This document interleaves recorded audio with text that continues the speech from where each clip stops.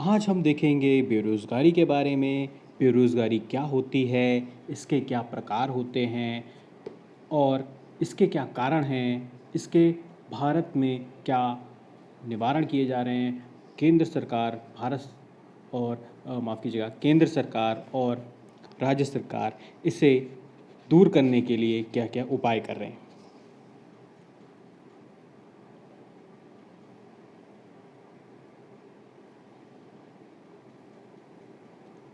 Hello friends, मैं हूं शशांक थूल और द थूल एकेडमी में आप सभी का बहुत बहुत स्वागत करता हूं। आप हमसे जुड़ सकते हैं फेसबुक के माध्यम से, व्हाट्सएप के माध्यम से और टेलीग्राम के माध्यम से। यहां हम MPPSC मेंस के अर्थव्यवस्था यानी इकोनॉमी वाले सेक्शन को डिस्कस कर रहे हैं। तो चलिए आइए शुरू करते हैं आज का लेक्चर। आज का लेक्चर है बेरोज़गारी पर। तो सबसे पहले हम देखते हैं बेरोज़गारी क्या होती है। जब किसी कुशल व्यक्ति को उनकी क्षमता के अनुरूप रोज़गार नहीं मिल पाता है तो इस समस्या को हम बेरोज़गारी कहते हैं। जैसे कि आपने देखा होगा कि कई सारे लोग जो ग्रेजुएट हैं तो उनको उस हिसाब से काम नहीं मिल पा रहा है जिस हिसाब से उनकी डिग्री है। कई सारे लोग PhD होल्डर हैं, कई सारे लोग मास्टर्स हैं, लेकिन उनको उस हिसाब से उनका जॉब नहीं मिल पा रहा है, उनकी नौकरी नहीं मिल पा रही है।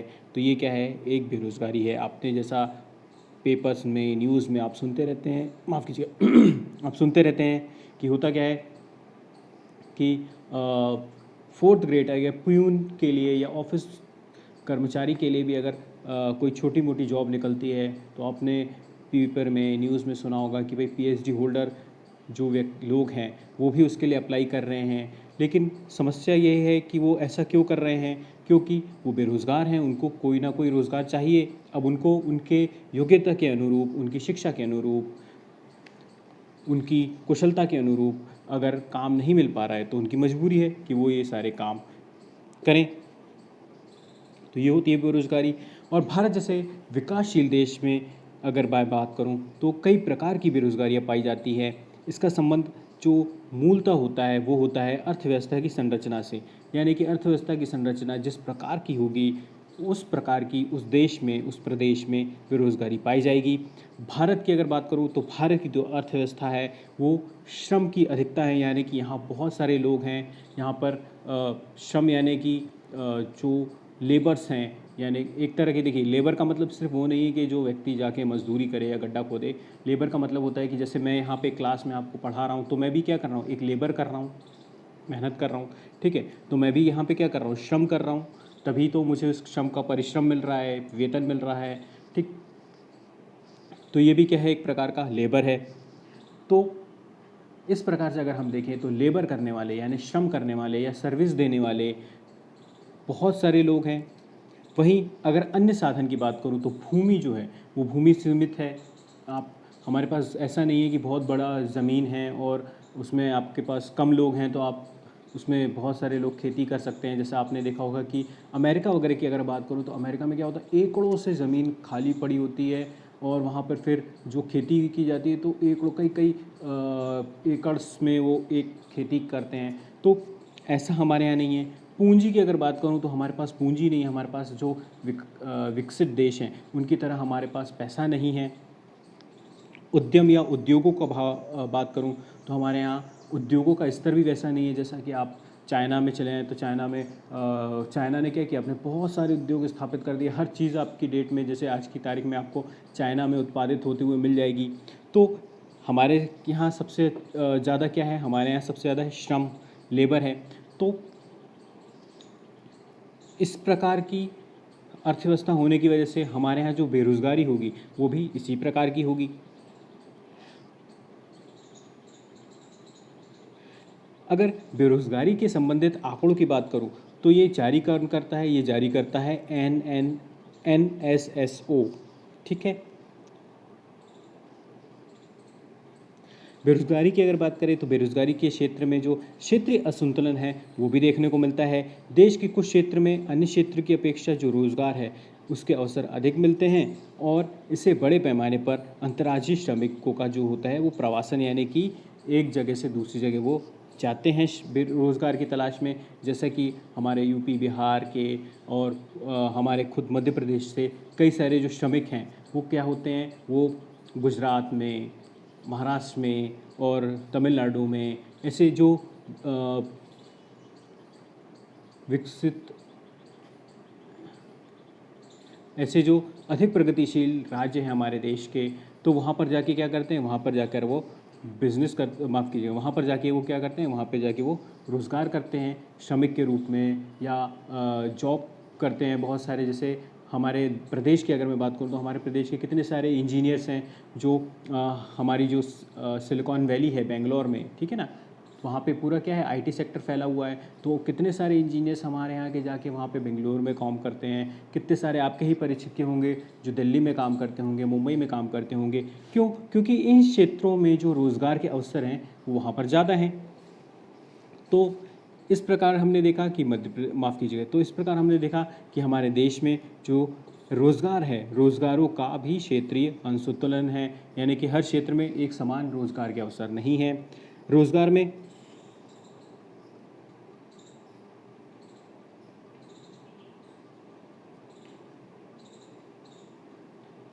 रोज़गार के संबंध के अवसरों के माफ़ कीजिएगा रोज़गार के अवसरों के संबंध में संरचना जो है वो एक बड़ी चुनौती है। इसमें अनौपचारिक माफ़ कीजिएगा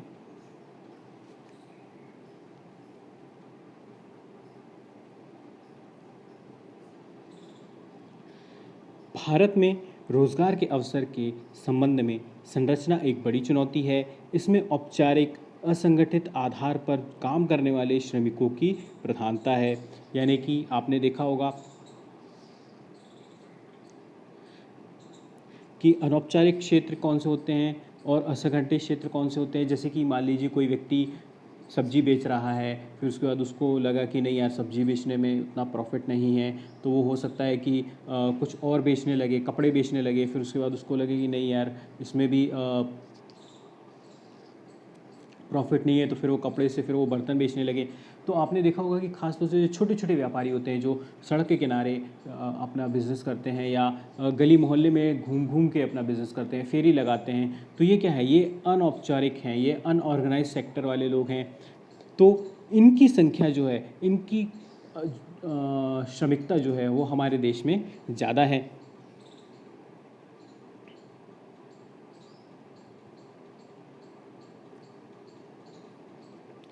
अब इन श्रमिकों की बात करूं तो इनमें जो रोज़गार के अवसर होते हैं वो उसकी अपेक्षा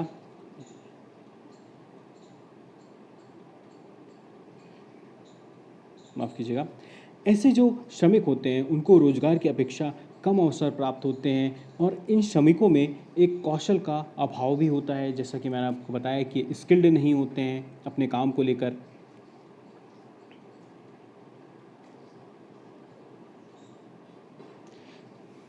अब भारत में जो बेरोज़गारी की समस्या हुआ है उसको देखते हुए जो सरकार है वो कई सारी योजनाएं चलाती है, जैसे कि मनरेगा, दीनदयाल, उसके बाद प्रधानमंत्री युवा स्वरोजगार सृजन, और कई सारे कार्यक्रम चलाई जाती है जिससे लोगों को धीरे धीरे या अधिक से अधिक माफ़ कीजिएगा जिससे लोगों को अधिक से अधिक रोज़गार मिल सके। अभी वर्तमान के परिदृश्य की बात करूं तो चाहे वो केंद्र सरकार हो, चाहे वो राज्य सरकार हो, ऐसी योजनाएं ला रही हैं या ऐसे कार्यक्रमों को बना रही है कि हमारे देश का जो युवा है वो ना रोज़गार प्राप्त करने वाला बने, बल्कि ऐसा बने कि वो दूसरों को रोज़गार दे पाए। यानी कि वो ज़्यादा से ज़्यादा युवाओं को इस प्रकार से प्रोत्साहित कर रही है कि आप अपना स्वयं का उद्योग स्थापित करिए और आप भी रोज़गार प्राप्त करिए, और साथ साथ में जो आप उद्योग स्थापित करेंगे, तो आप उद्योग स्थापित करेंगे तो हो सकता आपको अन्य लोगों को भी आवश्यकता पड़ेगी, तो इस प्रकार से आप अन्य लोगों को भी रोज़गार दे पाएंगे।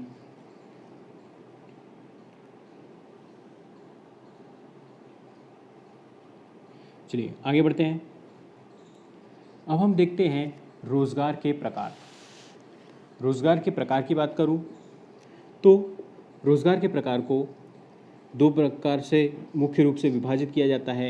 एक है माफ़ कीजिएगा, अब हम देखते हैं बेरोज़गारी के प्रकार। बेरोज़गारी के प्रकार को हम देखें तो बेरोज़गारी के प्रकार को दो प्रकार से विभाजित किया जाता है मुख्य रूप से, मोटे मोटे तौर पर। एक है विकासशील देशों में बेरोज़गारी, और है दूसरा है विकसित देशों में बेरोज़गारी।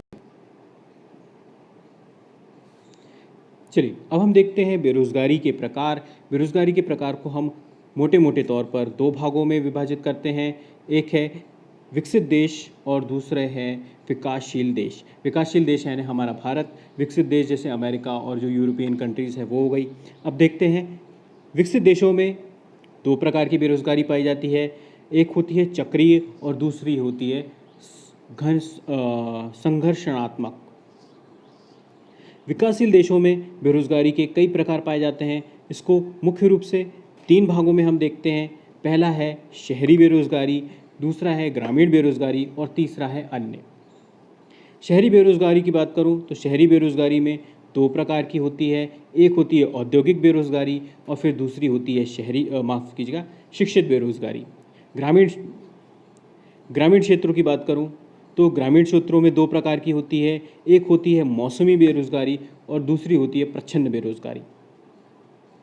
अन्य बेरोज़गारी की बात करूं तो एक होती है अल्प बेरोज़गारी और दूसरी होती है संरचनात्मक बेरोज़गारी। आइए चलिए हम इन सारी बेरोज़गारी को एक एक करके इनके सारे प्रकार को हम समझते हैं।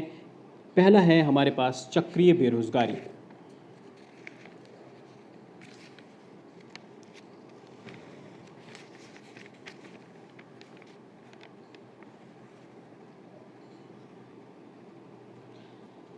जैसे कि हमने देखा कि चक्रीय बेरोज़गारी जो है विकासशील देशों में ज़्यादा पाई जाती है, माफ़ कीजिएगा विकसित देशों में ज़्यादा पाई जाती है। तो चक्रीय बेरोज़गारी में अक्सर क्या होता है, ये जो होती है ये अर्थव्यवस्था के उतार चढ़ाव के कारण उत्पन्न होती है। यानी कि अर्थव्यवस्था अगर मान लीजिए काफ़ी ऊपर है, काफ़ी सेक्टर बूम कर रहे हैं, जैसे आईटी सेक्टर में आपने देखा होगा कि कभी आईटी सेक्टर बहुत ऊपर चले जाता है या कोई भी सेक्टर बहुत ऊपर चले जाता है तो ढेर सारी नौकरियां वहाँ पे निकल जाती हैं। और फिर धीरे धीरे फिर क्या होता है कि मान लीजिए अब वो बूम ख़त्म हो गया या वो जो आईटी सेक्टर में जितना भी प्रगति हो रही थी अब वो धीरे धीरे मान लीजिए किसी कारणवश वो अर्थव्यवस्था में नीचे आ रहा है।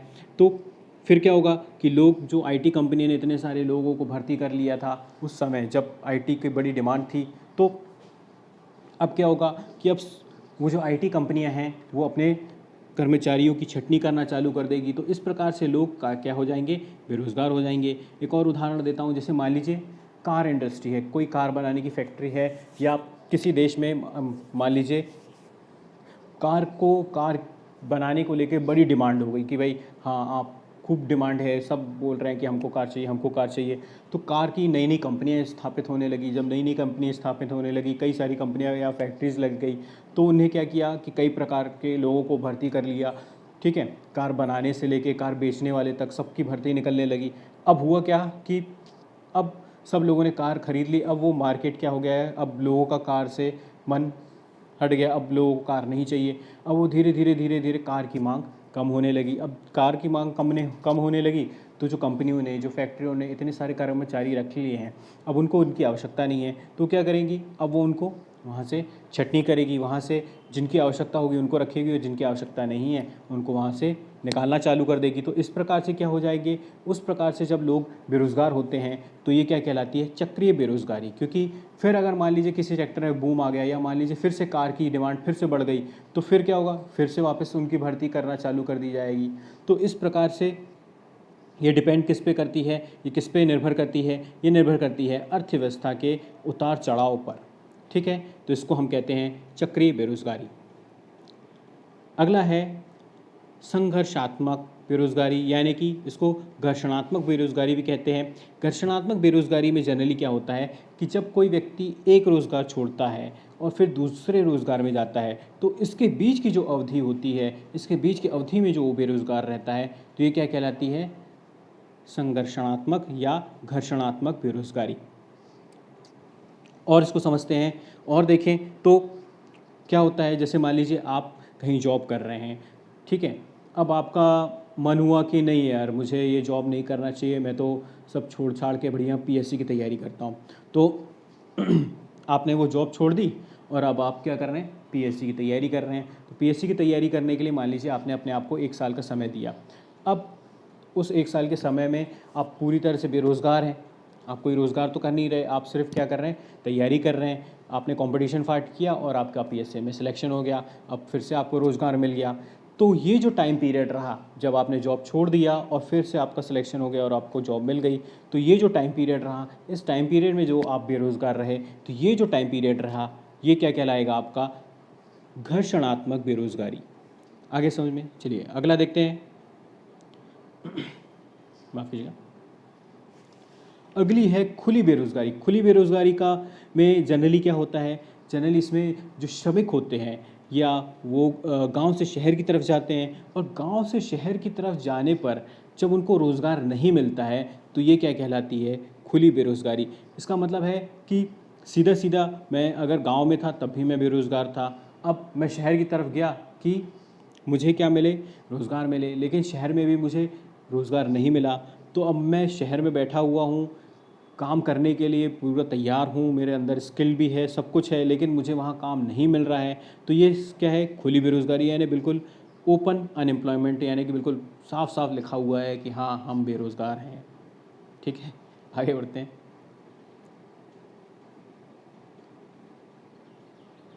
चलिए अगला है शिक्षित बेरोज़गारी। शिक्षित बेरोज़गारी का मतलब ये होता है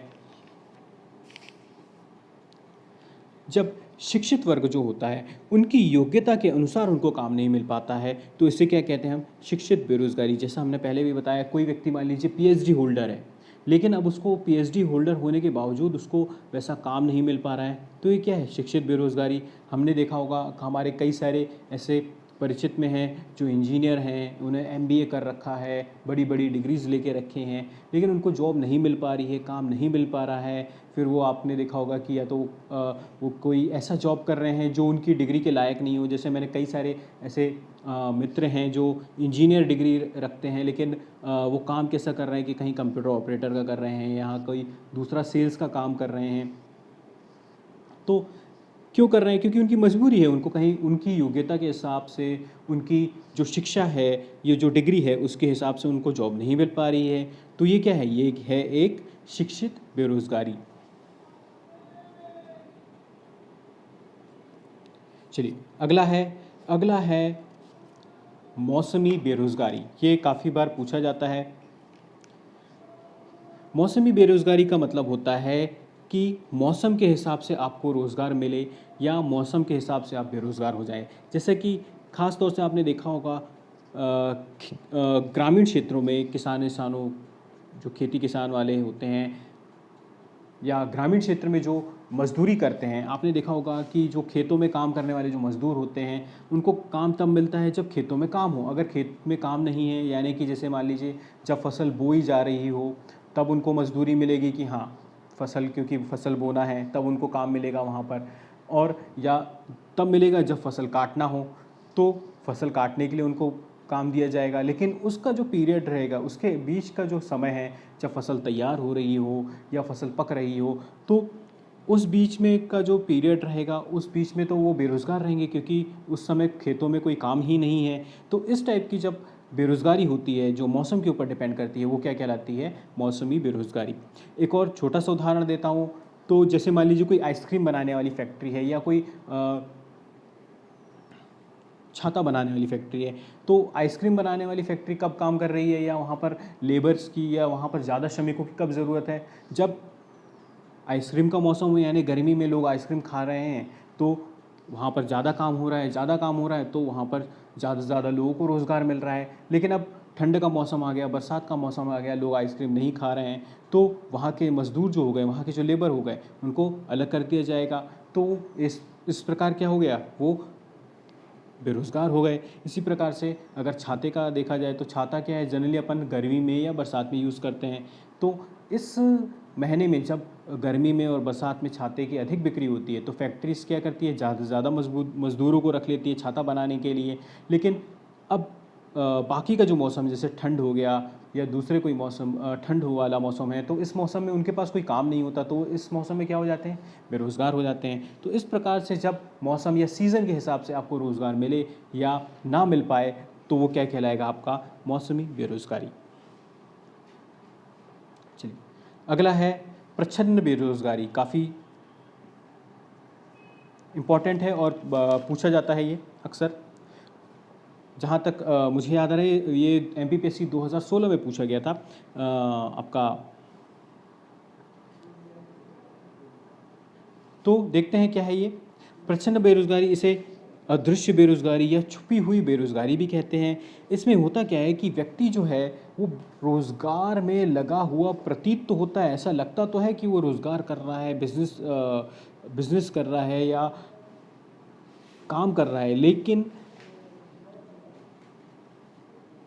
उसको अगर उस रोज़गार से हटा दिया जाए या उससे जो उसको आमदनी होनी है या जो भी उससे उसको आय होनी है वो बहुत ही नगण्य है या शून्य है। जैसे कि आपने देखा होगा, एक मान लीजिए कोई छोटा सा खेत है, ठीक है, ये शायद पिछले लेक्चर में भी हमने ये डिस्कस किया था। मान लीजिए कि अगर कोई छोटा सा खेत है तो उस खेत में पूरा परिवार काम कर रहा है, पूरा एक बड़ा परिवार काम कर रहा है, लेकिन वो पूरा बड़ा परिवार अगर पूरी मेहनत से भी उस खेत में काम करे तो उस छोटे खेत की प्रोडक्टिविटी तो उतनी है, उसमें उत्पादन तो उतना ही होना है। मान लीजिए उस छोटे से खेत से मान लीजिए 100 बोरी गेहूँ होना है। अब पूरा परिवार उसमें मेहनत कर ले, लेकिन वो 100 से ज़्यादा खेत तो उसमें उपज सकता नहीं है, क्योंकि उसकी प्रोडक्टिविटी ही उतनी है, उसका उत्पादन करने की क्षमता ही उतनी है। लेकिन तो इस प्रकार से अगर मान लीजिए परिवार के सिर्फ आधे सदस्य भी उसमें काम करें तो भी वो 100 बोरी गेहूँ उसमें से उपजेगा। उसी प्रकार से देखा जाए तो जब पूरा परिवार लगा हुआ है तो ऐसा लगता तो है, देखने में तो ऐसा लगता है कि पूरा परिवार रोज़गार में लगा हुआ है, लेकिन उसकी प्रोडक्टिविटी बहुत कम है। तो अगर कुछ परिवार के सदस्य उसमें काम नहीं भी करें या जो व्यक्ति ऐसा लग रहा है कि उस रोज़गार में लगा हुआ है और उसको वहाँ से हटा भी दिया जाए तो भी ना प्रोडक्टिविटी में कोई फ़र्क पड़ेगा ना उत्पादन में कोई फ़र्क पड़ेगा, ठीक है। तो इस प्रकार की जब कोई बेरोज़गारी होती है तो उसको हम क्या कहते हैं, प्रच्छन्न बेरोज़गारी या अदृश्य बेरोज़गारी या छुपी हुई बेरोज़गारी। चलिए अगला देखते हैं। अगला है संरचनात्मक बेरोज़गारी। संरचनात्मक बेरोज़गारी आज के समय में काफ़ी देखने को मिलती है। ये तब होती है जब जो तकनीक होती है या अर्थव्यवस्था में या औद्योगिक ढांचे में जब कोई परिवर्तन होता है तब हमें देखने को मिलती है। ज़्यादातर ये होता क्या है, ये तकनीकी परिवर्तन की वजह से आती है। जैसा कि आपने सुना होगा या आपने महसूस किया होगा कि कंप्यूटर के आने की वजह से काफ़ी सारे लोग बेरोज़गार हो गए। या जैसे मान लीजिए कोई फैक्ट्री है, उस फैक्ट्री में 100 मज़दूर काम करते हैं, उस 100 मज़दूर की जगह उस फैक्ट्री के मालिक ने क्या किया कि एक ऑटोमेटिकली पूरी मशीन ला के रख दी वहाँ पे, जो पूरा पैक करेगी, मटेरियल सब कुछ तैयार करके दे देगी। अब उस पूरी मशीन को चलाने के लिए मान लीजिए सिर्फ 5 लोगों की ज़रूरत है, तो बाकी के जो 95 लोग हो गए वो क्या हो जाएंगे, वो बेरोज़गार हो जाएंगे। तो इस प्रकार से जब किसी संरचना में बदलाव आता है तो ये क्या हो जाती है, संरचनात्मक बेरोज़गारी। आगे समझ में चलिए अगला देखते हैं। अगला है अल्प बेरोज़गारी या इसे अल्प रोज़गार भी कहते हैं। इसमें भी 2 प्रकार हैं। पहला है दृश्य अल्प बेरोज़गारी और दूसरा है अदृश्य अल्प बेरोज़गारी। दृश्य अल्प बेरोज़गारी की बात करूँ तो इसमें क्या होता है, इसमें जब लोगों को सिर्फ कुछ समय का या कुछ घंटे का काम मिलता है या कुछ दिनों का ही काम मिलता है तो ये क्या है, अल्प बेरोज़गारी या अल्प रोज़गार। इसमें क्या है कि आपको मतलब बहुत थोड़ा रोज़गार मिल रहा है, कुछ घंटे के लिए काम मिल रहा है या कुछ दिन का ही काम मिल रहा है, तो जैसे पार्ट टाइम जॉब्स वगैरह इस टाइप की चीज़ें इसके अंतर्गत आ जाती है।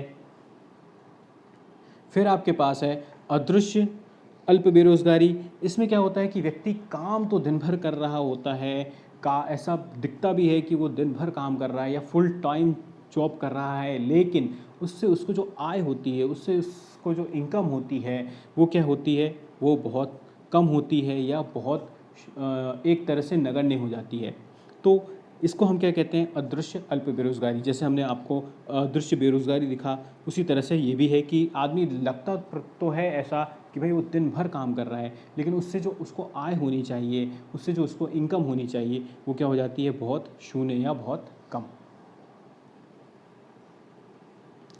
ये देखा हमने बेरोज़गारी के प्रकारों को। अब हम देखते हैं कि भारत सरकार द्वारा बेरोज़गारी दूर करने के लिए क्या क्या उपाय किए जा रहे हैं। जैसा कि भारत सरकार क्या कर रहा है, भारत में किए जा रहे हैं, माफ़ कीजिएगा,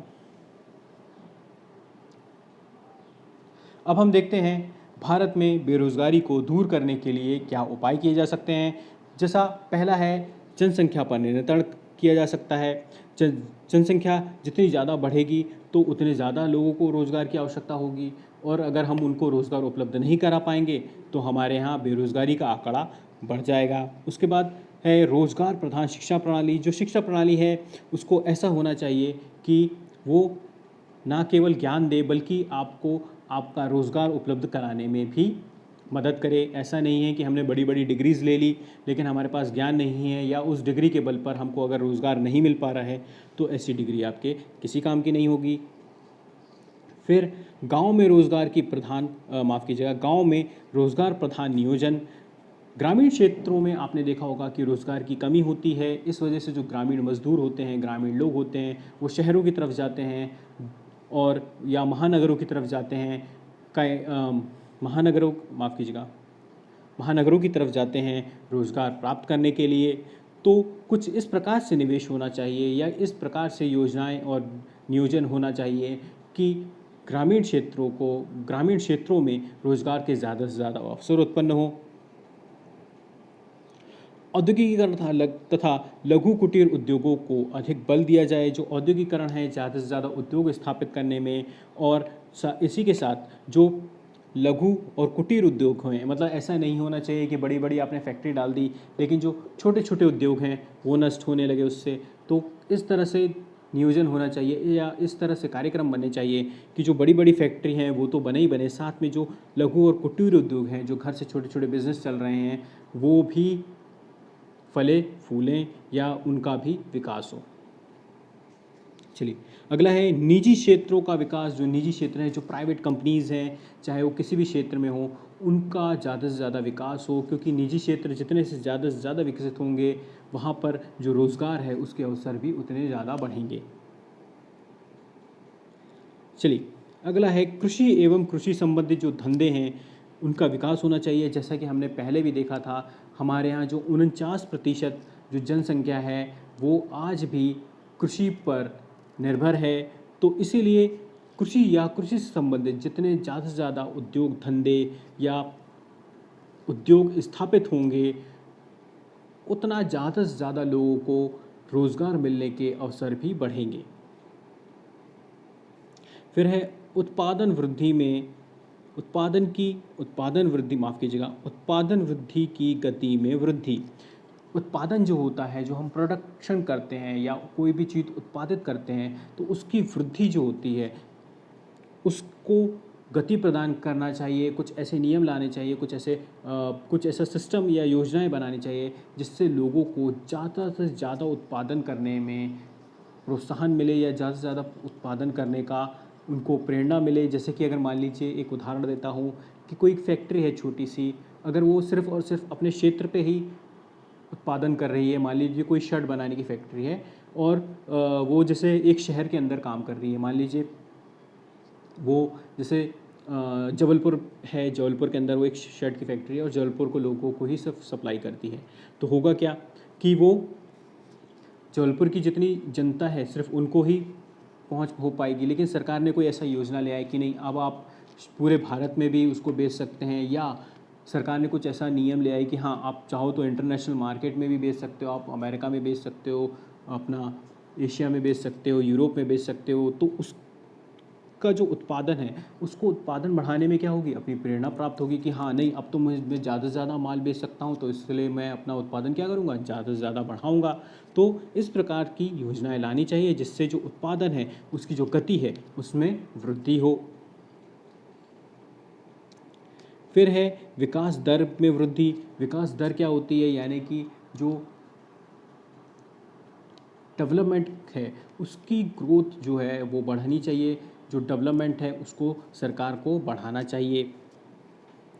फिर है श्रम की उत्पादकता एवं कुशलता। इसके बारे में हमने कई बार बात की है। श्रम की उत्पादकता, जैसे कि मैंने कहा कि अगर कोई श्रमिक व्यक्ति है, उसके अंदर अगर हुनर नहीं है, उसके अंदर कला नहीं है या उसके अंदर कौशल नहीं है, तो वो क्या है, उसका उत्पादन कम हो जाएगा। जैसे कि एक और उदाहरण देता हूँ, आपने देखा होगा कि जब टाटा नैनो कार लेके आई थी, तो उसके पास ऐसे व्यक्ति नहीं थे जो टाटा कार को या टाटा नैनो कार को बना सके, ऐसे श्रमिक नहीं थे। तो जहाँ पे भी उन्होंने गुजरात में जहाँ पे भी उन्होंने अपना फैक्ट्री डाली पहली, तो फैक्ट्री डालने के पहले वहाँ के जो क्षेत्रीय युवा थे उनको बुलाकर प्रॉपरली वहाँ टाटा के जो इंजीनियर्स थे उनको प्रॉपरली क्या किया, पहले ट्रेनिंग दी गई। ट्रेनिंग देने के बाद उनको ट्रेनिंग का सर्टिफिकेट दिया, सर्टिफिकेट देने के बाद उनको फिर टाटा की अपनी फैक्ट्री में जॉब दिया। तो इस प्रकार उन्होंने क्या किया, उस प्रकार उन्होंने जो श्रमिक हैं उनको क्या बना दिया, कुशल श्रमिक बना दिया। श्रमिक से क्या बना दिया, उनको कुशल श्रमिक बना दिया। जब कुशल श्रमिक हो जाएगा, श्रमिक कुशल हो जाएगा, तो उसकी उत्पादकता क्या हो जाएगी, बढ़ जाएगी। ठीक, आगे समझ में। यानी कि हो सकता है कि अगर वो उसको नॉलेज नहीं है, उसको बनता नहीं है, तो वो क्या करेगा, एक दिन में हो सकता है एक ही कार बना पाए, लेकिन जो इंजीनियर है, जो वहाँ के जो सिखाने वाले हैं, उन लोग क्या किया, उसको कुशल बना दिया कि नहीं आप ऐसे नहीं, ऐसे काम करोगे तो आप एक दिन में एक नहीं, एक दिन में आप 10 कार भी बना पाओगे। तो इस प्रकार को क्या हो गए, अब कुशल हो गए। ठीक है, अगला देखते हैं कौशल विकास कार्यक्रम। तो जैसा कि मैंने टाटा नैनो का आपको उदाहरण दिया, उस प्रकार के सरकार को क्या करना चाहिए, कई प्रकार के कौशल विकास कार्यक्रमों को लाना चाहिए, जिससे जो श्रमिक है वो क्या बन पाए, कुशल श्रमिक बन पाए। और जब श्रमिक कुशल श्रमिक बनेगा तो वो मानव से क्या बन जाएगा, मानव संसाधन बन जाएगा। ठीक है, आपको समझ में आ रहा होगा, मानव संसाधन में कई बार डिस्कस किया है। अब हमने देखा कि ये क्या थे, भारत में बेरोज़गारी को दूर करने के उपाय थे ये सारे। अब मान लीजिए भारत में कोई आपको सवाल पूछा जाता है कि भारत में बेरोज़गारी के क्या कारण हैं। ठीक है, तो ये जो पॉइंट्स हैं, इन्हीं पॉइंट्स को आप उठा के सीधा सीधा वहाँ पर कोट कर सकते हो। अगर उपाय की बात करूँ तो वर्ष, जहाँ तक मुझे याद आ रहा है, वर्ष 2017 के एमपीपीएससी मेंस में ये पूछा गया था कि भारत में बेरोज़गारी दूर करने के क्या उपाय हैं। तो ये सारे आप उपाय वहाँ पर पॉइंट्स लिख सकते हैं। अब अगर मान लीजिए ये क्वेश्चन पलट के आ जाता है और वो पूछता है कि भारत में बेरोज़गारी के कारण क्या है, तो इन्हीं पॉइंट से आप उठा के कारण निकाल सकते हैं। देखिए कैसे निकालते हैं। पहला, जैसे हमने देखा था कि जनसंख्या वृद्धि पर नियंत्रण करेंगे तो बेरोज़गारी हमारी कम होगी।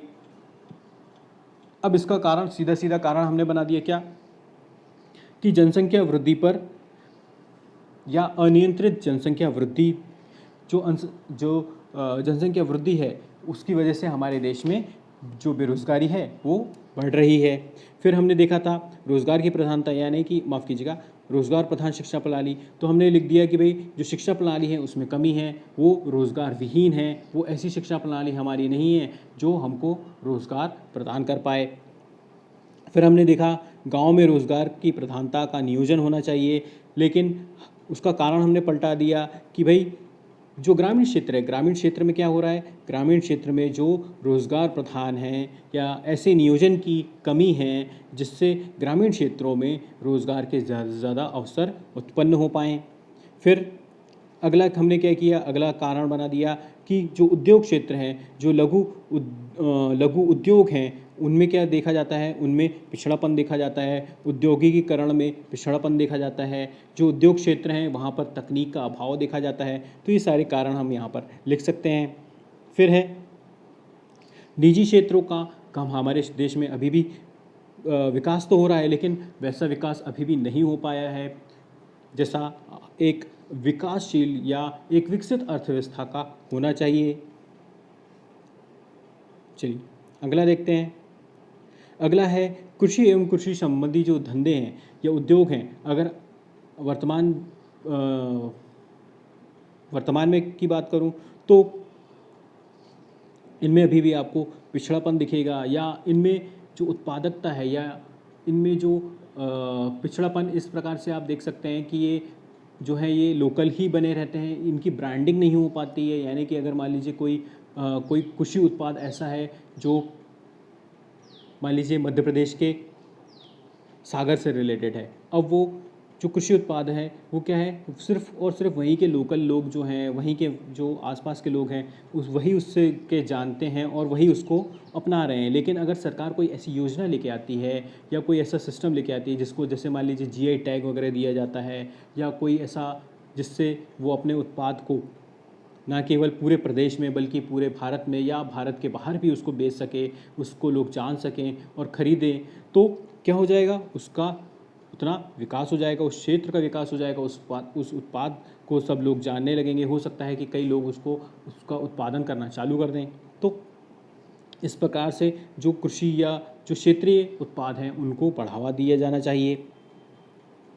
फिर है, अगर उत्पादन की बात करूं तो उत्पादन की हमारे देश में क्या है, गति जो है वो धीमी है। अगला है, जो अगर विकास दर की बात करें तो हमारी जो विकास दर है वो भी निम्न है या धीमी कहूँगा, क्योंकि जैसा जैसा सन 2014 की बात करूँ तो काफ़ी सारे हमारी जो विकास दर है वो गिर गई है। और जो वर्तमान परिदृश्य की बात करें तो वर्तमान परिदृश्य में तो हमारी विकास दर शायद माइनस में चली गई है। ना सिर्फ हमारी, क्योंकि ये जो संकट है पूरे विश्व में फैला हुआ है, तो विश्व की सभी अर्थव्यवस्था जो है इस समय वो एक तरह से माइनस में चल रही है। सुना है कि बस चाइना की नहीं चल रही है। ठीक है, अब देखते हैं अगला है, जैसा कि मैंने आपको श्रमिक की बात करी, तो हमारे देश में जो श्रमिक हैं, बहुत सारे श्रमिक जो हैं वो अकुशल हैं, वो टेक्निकली नहीं है या उनके अंदर कोई कौशल विशेष नहीं है। कौशल विकास की अगर मैं बात करूं तो कौशल विकास के कई सारे कार्यक्रम तो चलाए जा रहे हैं, लेकिन क्या ये वाकई लोगों तक पहुंच रहे हैं या ये वाकई लोगों को कौशल करने में सक्षम कौशल करके सक्षम बना रहे हैं, तो इस बात की जांच की जानी चाहिए। तो ये सारे हमने माफ़ कीजिएगा, तो इस प्रकार हमने देखिए कारण और निवारण दोनों को एक साथ मैच करके देख लिया। तो इस प्रकार से अगर आपको मान लीजिए उपाय पता है तो आप उसके वही पॉइंट्स को उठा के कन्वर्ट कर देंगे तो आपको कारण पता चल जाएगा। और अगर आपके पास कारण पता है कि भाई ये इस कारण से होता है, तो उसी को आप रिवर्स कर देंगे तो आपको उसका उपाय भी मिल जाएगा। कि भाई जैसे एक छोटा सा उदाहरण देता हूँ कि भाई जनसंख्या वृद्धि हो रही है तो इस वजह से बेरोजगारी भी बढ़ रही है। आप जनसंख्या को नियंत्रित कर देंगे तो बेरोजगारी कम हो जाएगी। तो जनसंख्या नियंत्रण क्या हो गया, इसका उपाय हो गया। चलिए अब हम देखते हैं कि भारत सरकार ने कौन कौन से कार्यक्रम लेके आए हैं बेरोजगारी को दूर करने के लिए। जैसा पहला है दीनदयाल उपाध्याय श्रमेव जयते कार्यक्रम, फिर है प्रधानमंत्री कौशल विकास योजना, प्रधानमंत्री रोजगार सृजन कार्यक्रम, प्रधानमंत्री युवा कार्यक्रम, मनरेगा अधिनियम, ग्रामीण साहसी कार्यक्रम, राष्ट्रीय प्रशिक्षण कार्यक्रम, जिला उद्योग केंद्र की स्थापना।